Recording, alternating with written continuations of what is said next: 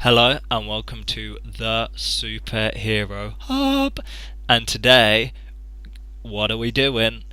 We're Uh, opening up the superhero files again. yeah, for X-23. Yeah, the character X-23. You'll know who that is because obviously those of you who watched the Logan film will be aware of this character, but for all the people who are not too familiar with her, we're gonna hit you with the details. So hit them with a fact. She's a clone of Wolverine. There's one. Yeah. Clone. Right. Her name's Laura Kinney. For all you people who don't know, and yeah, she's a clone of Wolverine. Originally, um, bear with me. Xander Rice's organization, whatever that may be, Essex Corporation, get Nah, a whatever they that's the movies, fool. they get a sample of Wolverine's DNA, but unfortunately that DNA is damaged, so it only has the X chromosome. But unfortunately, they're unable to replicate a Y chromosome. Now, Dr. Laura Kinney, who's working with the project, who is a world-class geneticist, is tasked with the job of somehow replicating the Y chromosome. She can't, so she pushes. Okay, why don't we just have a female clone instead? Sandra Rice is like, that don't sit right with me. You know what I mean? I don't think that's quite gonna work out. So she goes ahead and does it anyway, and there's a bit of a falling out. But because they go through the processes, because X-23 is like 23 versions until that one comes with a acceptable embryo that can be implanted into a person and brought to term pregnancy. So Dr. Laura Kinney is in fact that surrogate. She brings the child to term, plops her out, and yeah, she is essentially a clone of Wolverine, which means she has the majority of powers Wolverine has: increased speed, senses, strength, healing factor. So yeah, she's got his healing factor. She's also got bone claws, two in her hand, one there on each hand, and also she's got one single claw in each of her feet as well, for climbing purposes. Yeah, and hacking mofos. Yeah, for taking people down, as it were. Because of course she is like a clone of Wolverine. Her claws are just bone claws, so they are extracted by Rice, torn out as you were, and sharpened and coated with adamantium. This is done with emphasis in the comic books without anaesthetic, so the poor girl will be in pain, but she has healing factors, so whatever. But I mean, she still feels the pain. In terms of personality, she's intelligent. Also, I forgot to mention her intellect's classed as off the scales, so she knows numerous languages, can pick things up, but she's also very quiet because she was raised in isolation, as it were. Yeah, just a bit of an angry teenage girl as well. She's the latest in a long line of like Wolverine becomes a father figure to some young girl, like Kitty Pryde or Jubilee or that Japanese kid of a girlfriend he had in the movies. It was Rogue, I think it was Rogue, right? Yeah, He's always gone to the mentor to a young girl, and she's the latest in a long line who is also kind of his kid. Well, technically a clone. yeah, yeah. But technically, DNA wise, to be anything, it'd be like, I think it's because she's little. She's like, it'd be classed as a daughter, but if she was big, it'd be more like sister. You know what I mean? Maybe, yeah, but like I said, they tend to keep her young, and plus Wolverine's super old, so it works more in the, if not father figure, definitely mentor father figure kind of way. In terms of her powers, the X gene was brought to fruition, so she kind of first displayed her powers when she was exposed to a large amount of radiation poisoning. So that kicked the X gene into, made it happen. This is interesting as well because, like Harley Quinn, this character first popped up in a animated TV show, as opposed to being X-Men Evolution, wasn't it? X-Men Evolution episode number 41 in 2003, and she made her comic book debut in NYX in 2004. And then I think I've got another fact down here. She became a supporting cast member of the X-Men in Uncanny X-Men issue 450. Yeah, and she's kind of been a character that's been around a lot more now. They did a split a while back. There was a split in the X-Men between Cyclops and Wolverine, and she was on Wolverine's team for a bit. And then, of course, they killed Wolverine, and now she is Wolverine. Yeah, because after the Secret Wars, there was classed as two Wolverines, her and Old Man Logan. Let's see what other facts we got for you. Primarily, what? You pulling faces? Old Man Logan's a bit different. Old Man Logan's in the future in an alternate world kind of thing. I think there was a crossover. I guess, you know, it's like the X-Men. There's a big crossover. So every you're year. denouncing my facts and then you're embellishing them. Well, she's Wolverine right now until they bring him back. You know they will. I wouldn't bother. I think she'd be good. Ridiculous. Of course you bring him back. We'll get onto the films later. Yeah, she's a member. She becomes a member of X-Force. Originally, she's an assassin for the facility. It's interesting as well because Dr. Rice as well also kind of built in a trigger scent. So whenever she smells it, she goes on a mad one. So she's kind of raised by Dr. Sarah Kinney and then kind of sent out to assassinate people with the trigger scent. Obviously she's kind of like a puppet, and then obviously the Dr. Kinney decides, actually this ain't gonna sit right with me, I want her to have a normal life, I want her out of here. So she gets X-23 to kill Xander Rice. She kills him, he's dead, but he activates the trigger scent, so she goes on a mad one, ends up killing the mum. And then she's like, look, your name's Laura, I'm naming you Laura. And she hands her pictures of Charles Xavier, the Xavier Institute, and Wolverine, the man who would be her father. Right, basically the entire purpose is to just redo the Weapon X program. Because Wolverine was the perfect person for that. It all worked perfectly well until he snapped out of it and left. And so the entire thing was how can we do it again but prevent him from, or her, from running off like Wolverine did. And so that kind of fail-safe was the way of doing it. Except it backfired and she went to the X-Men just like he did. Yeah. She's also a host of the Enigma Force, which also gave her a number of other powers. For you people who know what the Enigma Force is, are you aware? No. Okay. I don't think I want to be. Like, surely she's powerful enough. How so? All she does is heal. She's basically Wolverine. Yeah, but that don't make her super powerful. Of course it does. Nah. Dude got ripped in half and pulled himself back together. Like, how much more do you need? Yeah, but say... It's just overkill. Say you had telekinesis, you'd make sure that they couldn't come back together again. How? That's not going to work. You're going to stand there holding them forever apart for the rest of your life? No. Inevitably, Wolverine will put himself back together again, and so will she. Okay. She's portrayed by Daphne Keane in the new film Logan. For the most people have seen that, and obviously, there's been an expression that for her to be in more of the X-Men films to kind of take over. Yeah, first of all, I think that's a bad idea, and I don't think it'll happen.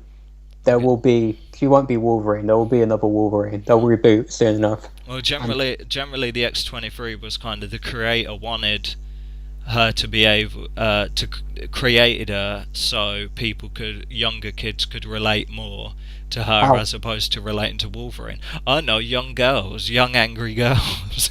That makes sense. Yeah, but hey, look, I'm sure lots of girls read comic books, and lots of girls are into X-20. Boys are into X-23 as well. That's cool, but the idea you can relate to her more than Wolverine doesn't make sense. He's a massive media conglomerate on his own now. He's a big character, and I won't spoil the movie, but what I'll say is it is set in the future, and she is a lot younger than she is in the comic books. It makes no sense for her suddenly to be in the X-Men unless she's pulled into the past magically.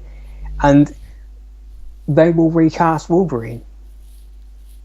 Yeah.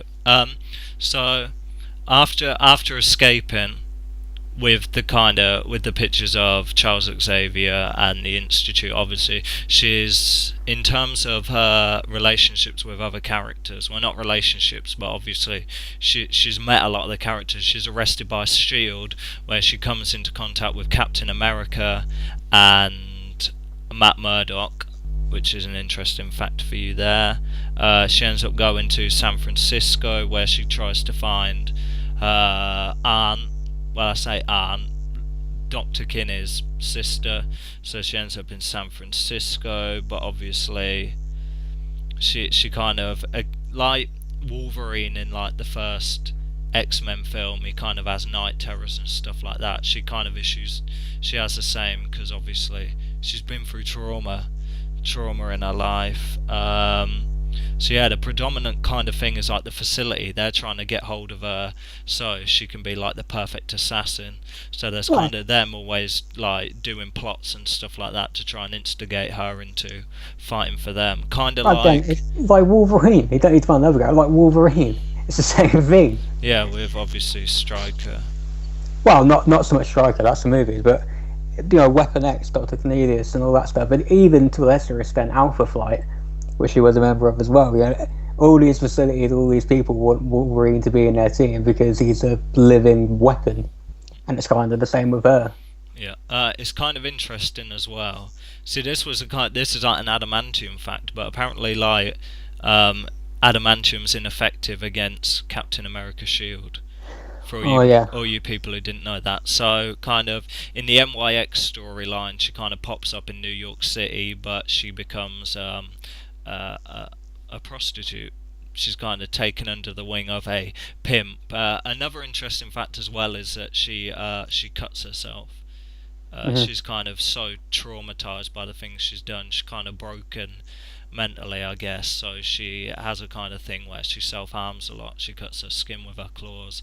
Obviously, it heals, but the kind of the emotional damage is obviously still there. So, would you class her as more broken than Wolverine? No. I would, her. I don't want to get too deep here, but her cutting herself is something a lot of teenagers do. A lot of adults do. It's a symptom of depression. I don't think she's more broken than Wolverine. I think there's more hope with her because she's younger. It's basically a child that she can put her life together. Wolverine is like invariably broken. He lives more to fix other people like Laura, so no, not really. So as well as kind of taking the mantle of the new Wolverine, she's also empowered with the unipower cosmic and becomes Captain Universe. So are you winding me up? Swear down. I'm never reading that. Captain Universe. What, you're not interested in that? No. After the events of House of X and Decimation storylines, she was the only one who really retained her powers. It's kind of how they kind of class it as powers, like healing. It's like, if she didn't have healing, it's like she don't really have any powers. She just cuts and stuff like that. She's got her claws, but would you really class that as powers? Like, if she didn't have claws and you gave her a sword, she could pretty much do the same thing. That's the same with Wolverine, though. That his power is to heal. And the claws. Yeah. The claws are a part of her, like the claws are a part of him. It's only, like I said earlier, he had adamantium that's added on. So yeah, she's kind of had like quite a few interactions with, in the new storylines, cosmic power, magic power, and stuff like that. So that's pretty interesting. So in terms of the film. Logan kind of follows the same storyline. Obviously there's a couple bits that are missed out, but obviously in terms of like an adaptation from comic books to screen, I'd say it was pretty accurate. Well, yeah, not really. It's a kind of plot we've seen before. Hugh Jackman's talked about. He's been inspired by a lot of movies. What they've kept is the clone angle and the powers and whatnot, but like I said earlier, it's set in the future. She's not gonna be the new Wolverine because there are no X-Men. her job is to just survive, and Wolverine's job is to ensure that happens. Well, what if there's a crossover with Deadpool, Oh and god, she gets sent back in time with Cable, I don't want that. or something like that, and then she becomes like part of like the new team. I could see her being a part of the New Mutants. That would be cool. But my issue with that would be right now she's a little girl. Yeah. Like I don't Well, want to see. she's going to be like that for a while anyway, because with the healing factor, obviously, it affects her aging as well. Like Well, to a point. Wolverine's been like 30 for about what 60 years. Yeah, but to a point, he ages to a point. You know what I mean? Like at Wolverine, I think it would have kicked in. Well, we don't know. We've never known. They've always been kind of. To get to that point anyway, it'd take a while because it slows down the healing process. Obviously, you hit a wall, but before you hit a wall, you've obviously got to be around for like 100 years. Yeah, but even, like I said, even talking from the actress's standpoint, I assume they'd want to use the same actress. So I don't really want to see. I don't see how it could work with a 13, 14-year-old, or else she is running around with Ryan Reynolds and everyone else. Yeah. Negasonic Teenage Warhead. Yeah, it's like 22, even though she plays an angry teenager. So that's all I'm going to say about that. So generally, she's pretty much in terms of like she's a clone of Wolverine in both character and kind of. It's like Supergirl and Superman. Yeah, but it's him but a girl. Yeah, basically. So she's kind of the appeal to the young angry teenager. Obviously, she's got a lot of issues as well, deep-seated mentally. She's practically a mute. She's very clever. Obviously, she's got the rage-inducing moments and stuff like that. She had a lot of interactions with other characters, even though really she's only been about for 16 years. No, 13 years. 13, 14 years, so I mean she's covered quite a lot of distance in the comic books over that time, so I mean it's a way of having your cake eating it too, isn't it? You know, Marvel have gotten some flack down the years for whoring Wolverine out, where Wolverine is on every X-Men team, he's in 2 Avengers teams, he's everywhere, so this way you can have Wolverine, so he's not technically Wolverine, so you can get away with it. I think it's interesting as well to kind of have your most kind of one of your more well-known X-Men and kind of have a female version of her, because I think really in the comic books teenage characters aren't really represented from a female perspective. You know what I mean? I think it's interesting the most because generally with the mutants in general they're the kind of under. Well, they are in the X-Men. There's a lot of teenagers in the X-Men. That's always been their thing. And I personally am of the opinion it's a bit of lazy writing. I've never really liked it. She's not original. She is Wolverine, except a girl.